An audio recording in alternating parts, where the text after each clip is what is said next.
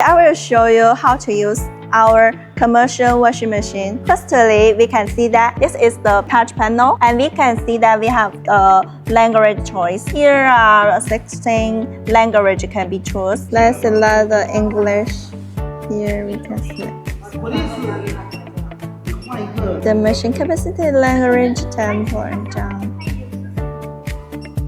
Yes, you can see this one. This is our management app, where store owners can check the status of their machines. As you can see on this main page, you can view the machine's revenue and customer payment data at a glance. It's very convenient. I really think this is great. Here, you can also see how many machines your store has, how many are currently online, and how many are offline. This makes it easy for us to monitor the machine's operational status at any time. I really like this feature. This is the payment menu for the set meals.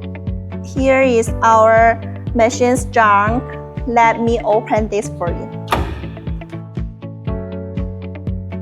Use the 304 stainless materials, and this is our door. We have the door lock, so it's very safe. How to use this machine? Let me show you. To put this into our junk, and we close the door.